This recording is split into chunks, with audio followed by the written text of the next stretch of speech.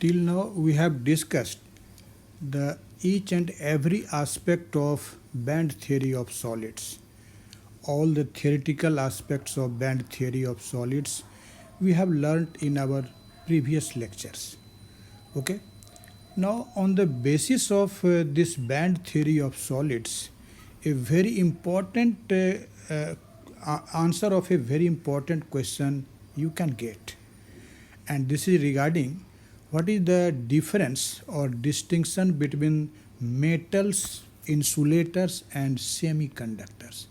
This is a most important fact, and this can be clearly understood in terms of the band theory of solids.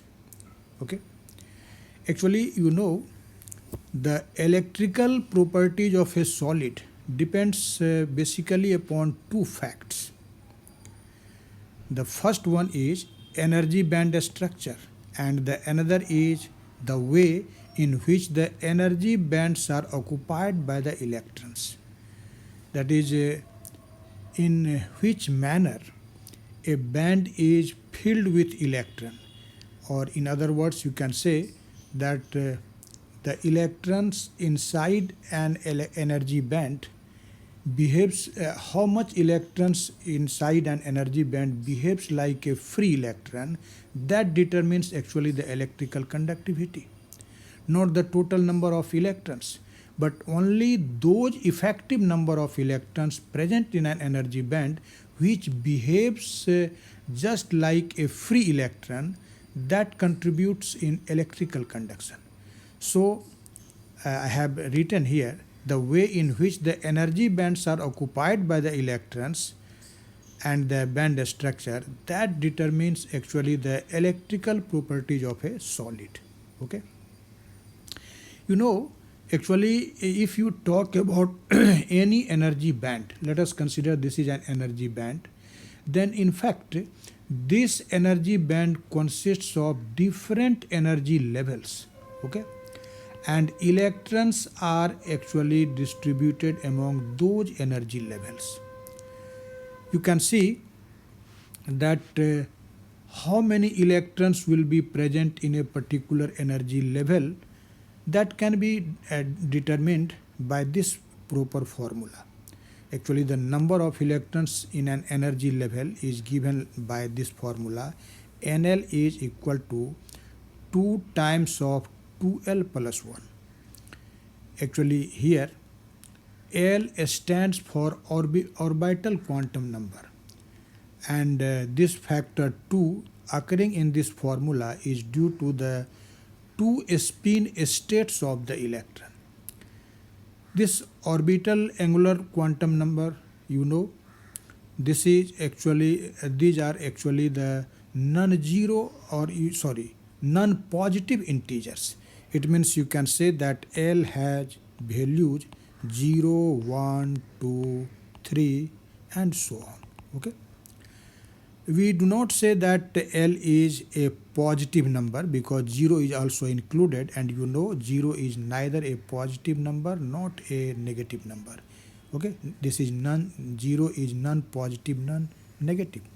So we simply say that L has non-negative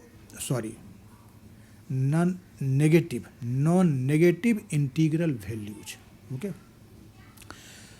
So if you know the value of L, you can find how many electrons will be present in an energy level. We will illustrate this after some time, you will see. Now, if we consider that this capital N represents the total number of energy levels in a band.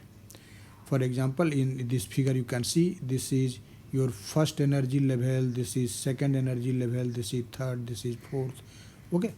So in this condition, since each energy level contains a number of electrons given by NL, and this capital N represents the total number of energy levels, then you can easily find the total number of electrons present in an energy band. That will be simply equal to the product of this capital N and this NL. Okay. So you can see that the total number of electrons present in an energy band, if we denote it by the symbol Ne, that will be simply equal to 2 into 12 plus 1 times n. Okay. Now we will illustrate this result by some proper example. So let us consider, for example, an energy band given by Ns. Here S represents the s orbital and n is the principal quantum number, okay, whose values are 1, 2, 3 and so on. Okay. It means you are talking about the energy band 1s, 2s, 3s, 4s and so on. Okay. Actually each these bands, that is 1s, 2s, 3s and 4s, will contain same number of electrons, because for all these energy bands L will be equal to what? You know, this L is equal to 0 for S, L equal to 1 for orbital P, L equal to 2 for orbital D, L equal to 3 for orbital F and L equal to 4 for orbital G and so on. Okay. So if if you are talking about the total number of electrons present in the band 1s, 2s, 3s, 4s and so on, then for each band L will be equal to 0, and if L is 0, you can see this formula. What will be the value of Ne? That will be simply 2 into 2 times 0 plus 1 into n, and that will be simply equal to 2n. And similarly, if you are talking about the energy band Np, it means you are talking about 2p, 3p, 4p, okay, and so on. Then for each of these band L will be equal to 1, because for orbital P you know L is equal to 1. And if L is 1, you can see this formula that this Ne will be equal to 2 times 2 into 1 plus 1, that is times n, and that will be equal to 6n. Okay. And in the similar manner for the energy band Nd, it means you are talking about 3D, 4D, 5D and so on. L will be equal to 2 and Ne will be 10n. Okay. And for Nf, L is equal to 3 and Ne equal to 14n. So in this way we can see how many electrons are present in an energy band. But can you think that all these electrons present in an energy band can take part into electric conduction? Answer is no. According to free electron theory of metals, only those electrons take part in electrical conduction which move freely inside the crystal. Okay? If the electrons are tightly bonded to the parent atom or nuclei, then they cannot conduct electricity. So definitely we have to think about only those electrons which behave like a free electron. Okay. And how we can determine that number of electron which is called effective number of electron, which will behave just like free electron taking part into electrical conduction. The idea of that, finding that number of free electron, we have already discussed in my previous video. When you have talked about the effective mass of electron, then we have actually discussed a very important parameter Fk, which was defined by mass of free electron divided by effective mass of electron inside a crystal.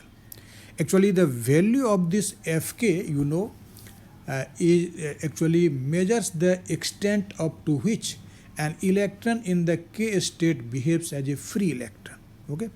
So if your aim is to find the effective number of electron which behaves like a free electron and take part into conduction, then you have to uh, think this problem in a quantitative manner in terms of this Fk. Okay.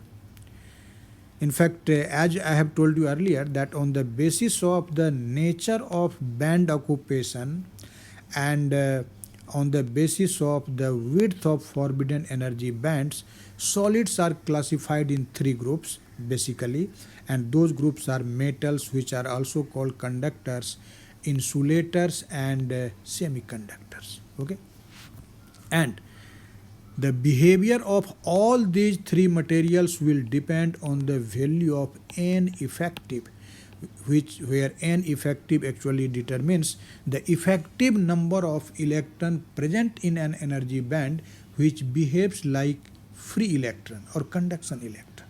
Okay.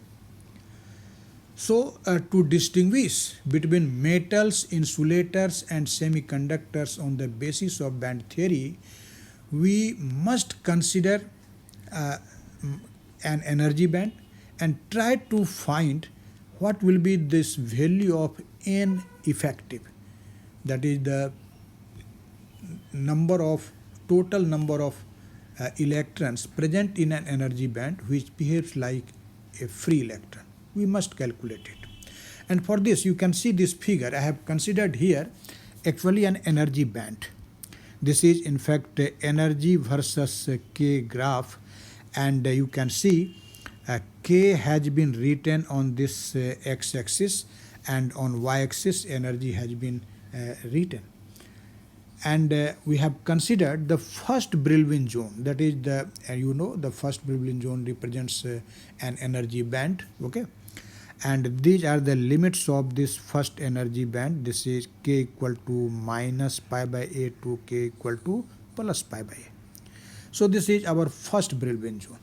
Okay, and we consider that this energy band is filled with electrons up to certain value of K, which I have marked here by K1.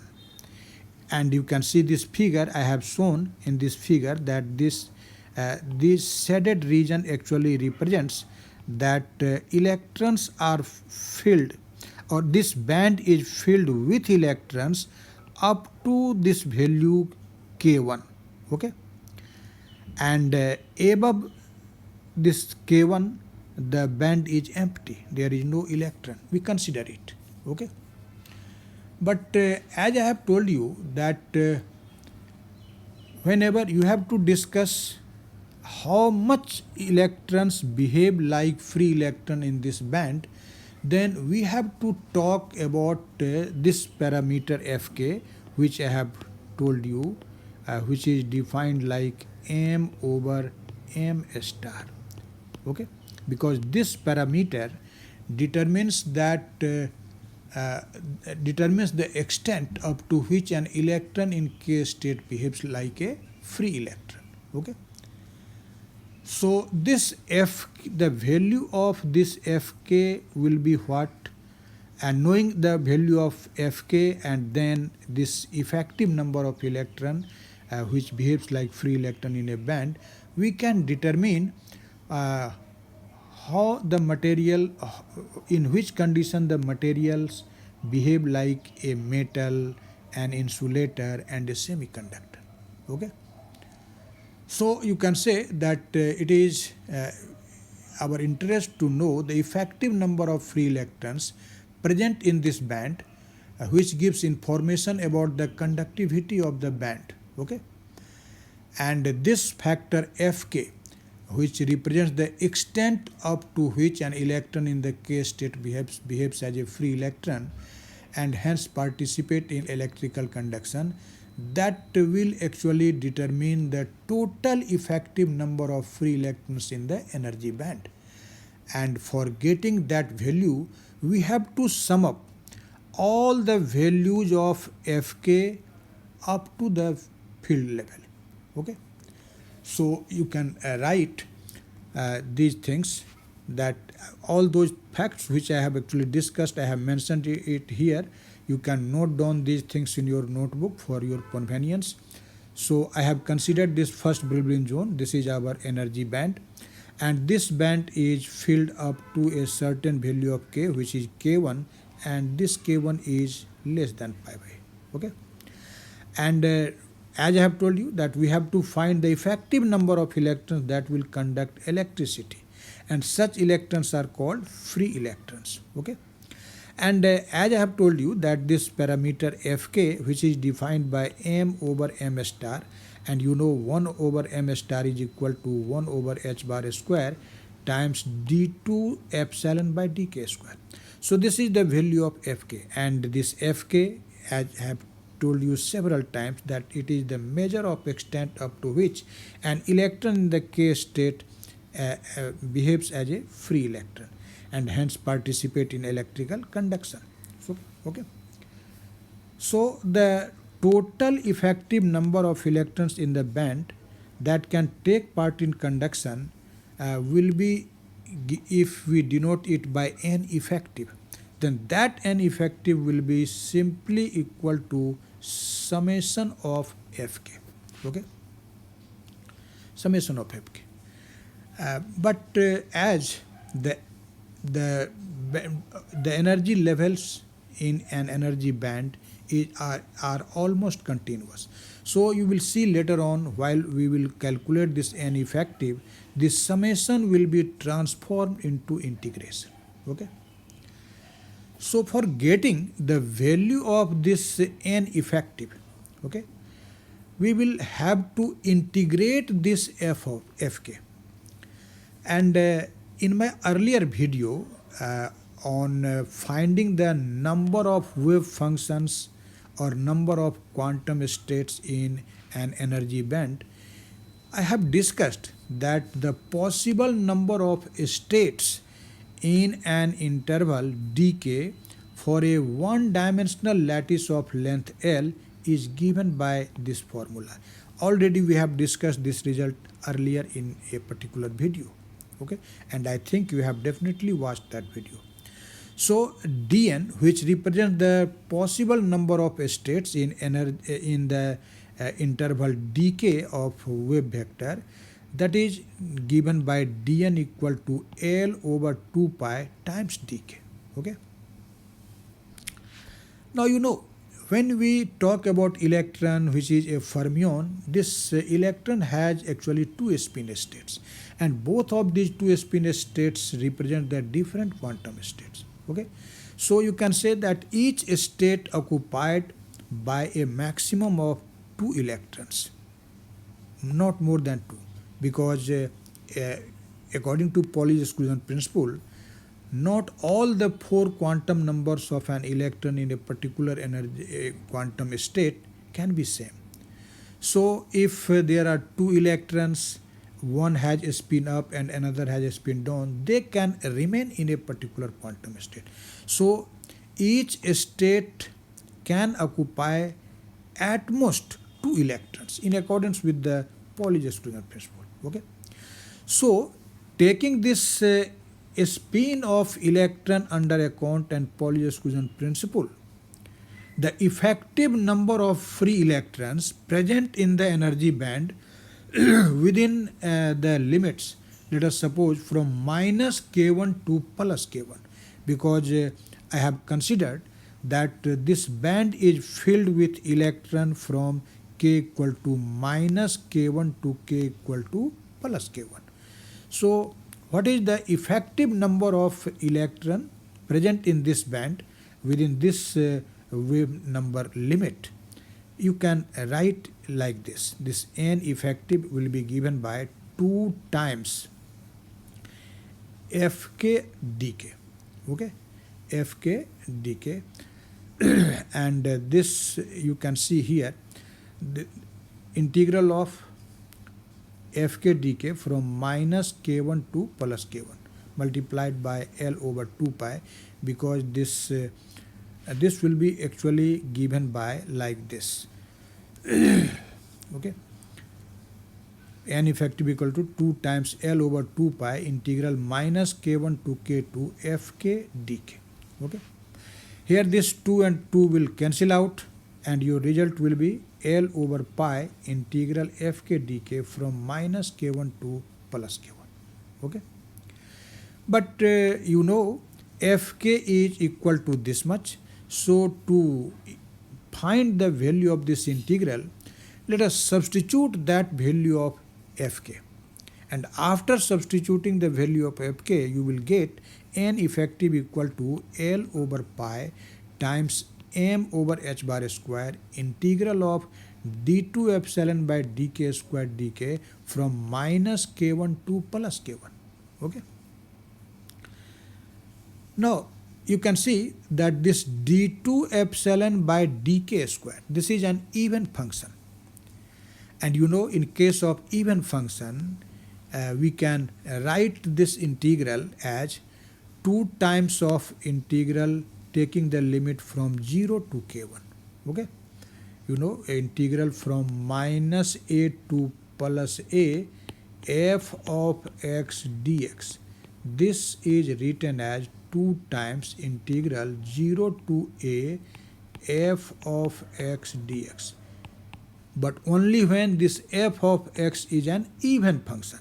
So since here this d2 epsilon by dk square is an even function, so this result can be written like this: n effective equal to 2 into L over pi m over h bar square times integral 0 to k1, and this d2 epsilon by dk square, this can be written like this. This is d dk d epsilon by dk. Okay. Now this dk and dk will cancel out, you can see, and inside the integral there is simply differential of d epsilon by dk. Okay. And you know the integral of differential of d epsilon by dk, that will be simply d epsilon by dk. Okay. And when you will substitute the limits, what will be your result? You can see this will be n effective equal to 2 ml over pi h bar square times d epsilon by dk at k equal to k1 and minus d epsilon by dk at k equal to 0. Okay. But you can see this graph at k equal to, at point O, k is equal to 0. And what is the value of d epsilon by dk here?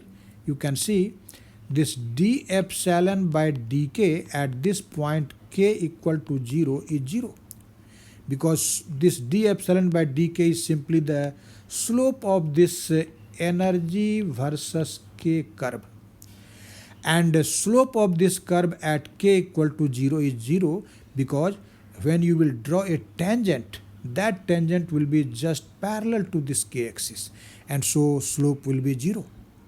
And so d epsilon by dk is 0 where? At k equal to 0. Okay. So you can see that in this result, this d epsilon by dk at k equal to 0, this will be actually equal to 0. Okay. So our result, final result is n effective equal to 2 ml over pi h bar square times d epsilon by dk at k equal to k1. Okay.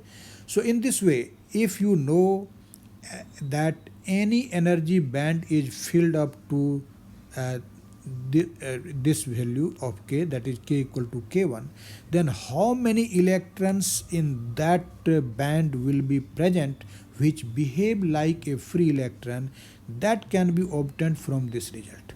Okay. And this actually depends on the dimension of our crystal L, and also basically on the slope of this energy versus k curve. Okay. So actually from after getting this result, we can obtain the following two conclusions from here, and those conclusions are, you can see at the top of the band, see the figure, this is the top point, and okay, and at the top of the band you can see this curve now becomes just parallel to this k-axis. And so here uh, again you can see at this point d epsilon by dk will be again 0. This will be 0. Okay. So at the top of the band, slope of this curve becomes 0. And if slope is 0, you can see this result that if when k is equal to plus minus pi over a, this is top of the band. At those points, this d epsilon by dk is 0. And if d epsilon by dk is 0, this n effective will be 0. So you can see I have written here that at the top of the band, that is at k equal to plus minus pi by a, d epsilon by dk is equal to 0.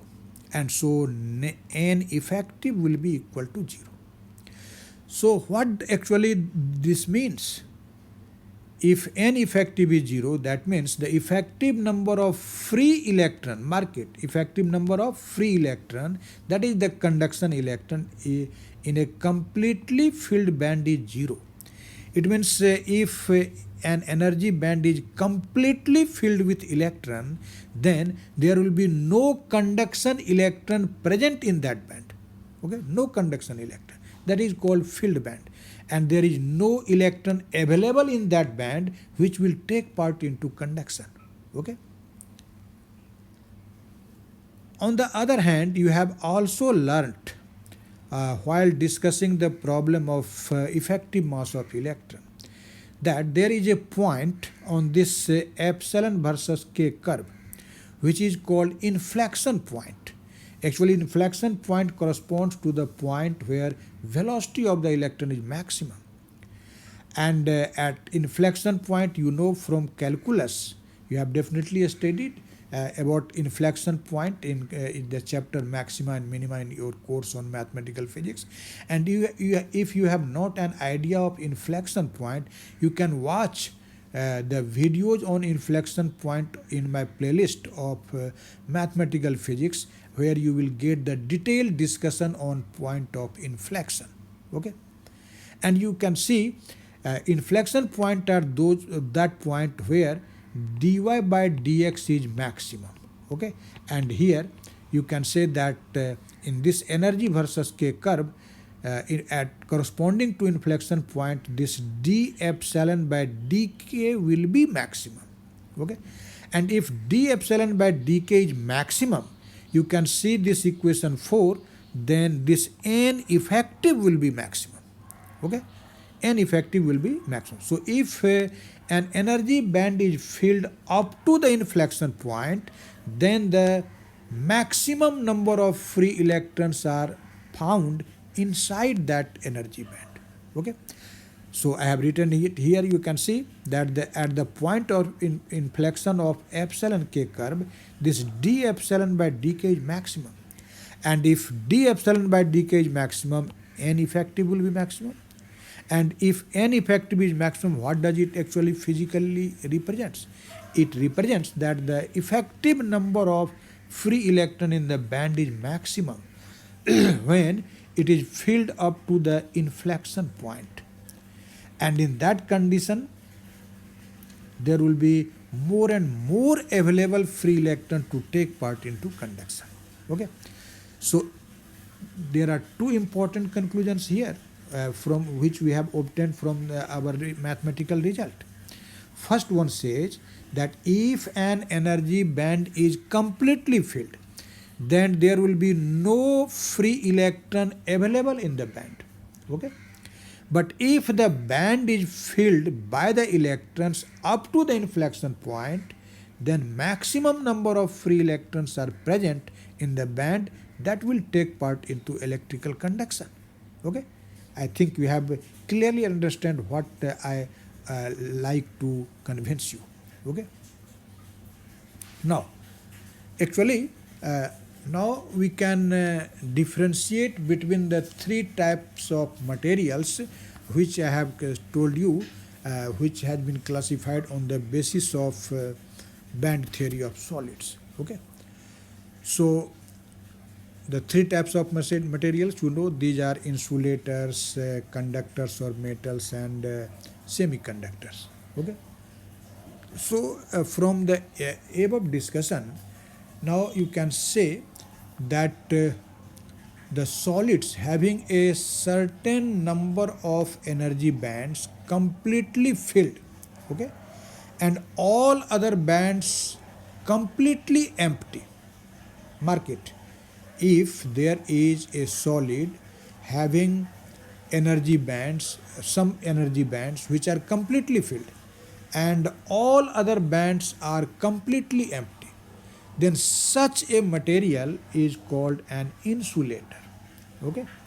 So you can say that in case of insulators, valence bands are completely filled and bands above the valence bands are completely empty. Okay. In fact, in these materials we can say that valence band. When you say valence band, that means the band containing the outermost electrons of the atom are completely filled. Okay. While the next higher band, separated by an energy gap of few electron volts, is completely empty. Okay. And such solids you can say that are insulators. Okay. In fact, in the case of insulator, in general, the energy gap is very large. That is the energy gap between the valence band. You can see here, this is your valence band which is completely filled, and this is conduction band which is completely empty. This conduction band is completely empty. Okay. And this conduction band which is completely empty is separated by the completely filled valence band by the forbidden energy gap Eg.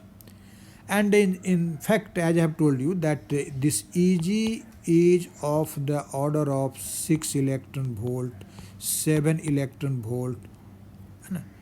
This is the order. In fact, in different materials, this will vary to by some extent, but this is the order in general. Okay.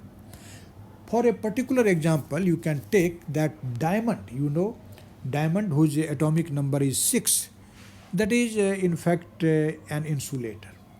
And in case of diamond, actually here I have shown the energy level diagram of this diamond. Okay.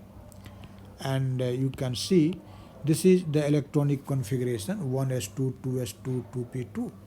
Here 1s2, this band is completely filled. Okay. And this 2s2 band and 2p2 band, these are the valence bands. Okay. And in this valence band, this 2s2 is completely filled, but 2p is sorry, 2s2, 2p2, this is the valence band, this is actually completely filled, but this conduction band is completely empty, and this is separated by an energy gap of almost 7 electron volt or 6 electron volt. Okay. Actually, this is a very large band gap, and at normal temperature, no electron can move from the valence band to the conduction band by its thermal agitation, because this much energy of the order of 6 electron volt or 7 electron volt cannot be imparted by thermal excitation. Okay. And you can also say that an electric field cannot supply so much energy to the electrons in the valence band to acquire a directional motion and to move from valence band to conduction band. Because if you will try to impart energy by electric field to the electron present in valence band so that they will move into conduction band, then for that purpose the strength of electric field which will be needed, that will be almost 10 to the power 8 volt per meter, and this is very strong electric field, and practically such an electric field cannot be applied here, and so we simply say that this diamond will never conduct electricity at any temperature or applying any electric field, and so it is called an insulator. Okay. Now we will talk about the another type of material which is actually called conductors or metals. Actually, the substances with partially filled energy bands. Actually, in this case, the energy band is not completely filled but partially filled, so that there will be some effective number of free electron present in that partially filled band that will conduct electricity. Okay, and partially filled band, and these materials which have actually partially filled bands, these are called conductors. Okay, in fact, alkali metals, you know, uh, whose outermost bands are only half filled. Okay, and a partially filled band is also produced, whereas a filled band is superimposed on an empty band. Then again, a partially filled band is produced, as we can illustrate from this example. Here I have shown in this figure, this is a sodium, which is an alkali metal. Its atomic number is 11 and its configuration is like this, and so you can see it here that this 1s band is completely filled, 2s band is also completely filled, 2p band is also completely filled. But when you talk about this 3s, this can contain 2 electrons but only 1 electron is present.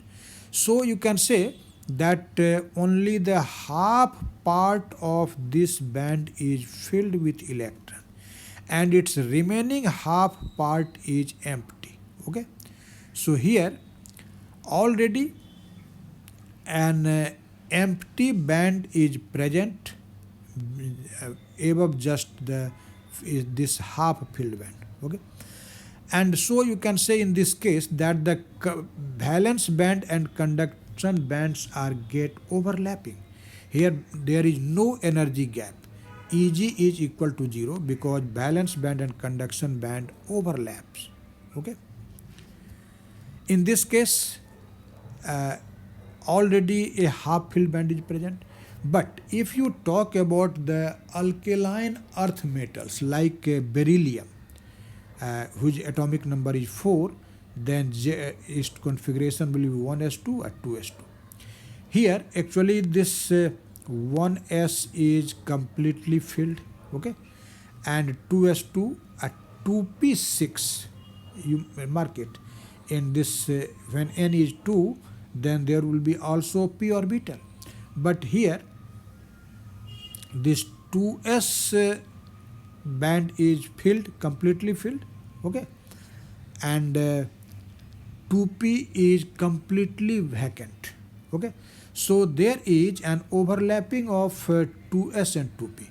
This region which I have marked by these dots, these are the overlapped region of 2s band and 2p band, and due to this a partially filled band is created.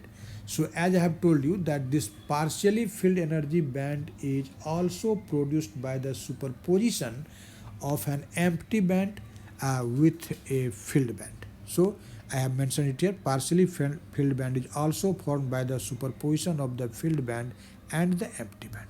Okay, actually in case of conductor, as you can see, the energy gap is 0 because the valence band and the conduction band overlaps on one another.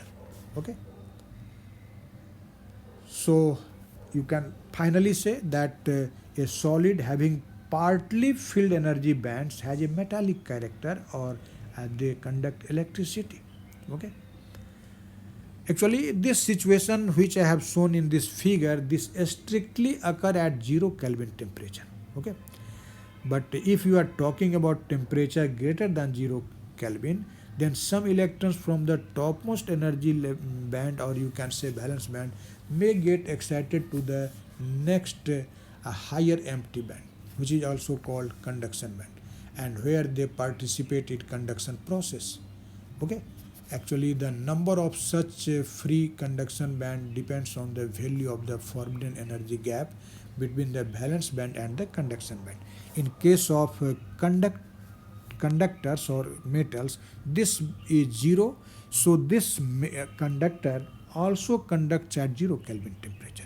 But there are materials which are called semiconductors, in which case a partly filled valence band exists, okay, and a completely empty band is also exist, but there is no overlapping between the valence band and the conduction band in this case. In this case, there is a finite energy gap between the conduction band and the valence band. Okay, but this energy gap is not very large like an insulator. It is almost from 0.75 electron volt or 1.1 electron volt for GE and SI. So this is not, you can say that this EG is of the order of 1 electron volt, and this much energy can be supplied easily by thermal excitation or by applying electric field to the electrons in the valence band, and those electrons then move to the conduction band. The material then behaves like a conductor. So you can say that at 0 Kelvin temperature, this semiconductor just behaves like an insulator, because at 0 Kelvin temperature there is no electron present in its conduction band. But as the temperature is increased even at room temperature, then some of the electron from this valence band moves to the conduction band, because the thermal energy gained by the electron present in the valence band even at room temperature is greater or equal to Eg. And so the electron present in the partly filled this valence band can easily be moved to the conduction band, and the material then behaves like a conductor. So you can say that this semiconductor means materials which behaves as an insulator at 0 Kelvin temperature, but at higher temperature it behaves like a conductor, just like metal, because then it starts conducting electricity. Okay, so in fact you can say that the larger the band gap, the smaller the number of free electron, and hence the larger tendency of the material to behave as an insulator for all practical purposes. Okay, and as I have told you earlier that this type of material you can say are insulators. For example, I have told you about diamond, which has a band gap of almost 7 electron volt. Okay, but if the band gap is 0, then materials are conductors, and if the band gap is almost of the order of 1 electron volt, then the materials are semiconductors. So all the game takes place around this energy gap. This energy gap plays here a very important role. So finally I am telling you that when the band gap is very large, so that never an electron in the valence band can move to the conduction band, then the materials are insulator. If the band gap is 0, then the materials are conductors or metals. And if the band gap is smaller, almost of the order of 1 electron volt, then at 0 Kelvin temperature there will be no conduction electron and material will behave like an insulator. But at higher temperature, even at room temperature, there will be some electron present in the conduction band in such materials, and the material will conduct and it behaves like a conductor, and such materials are called semiconductors. So I hope now a clear-cut picture of the distinction between these three types of materials will be definitely now in your mind. Okay, thank you very much.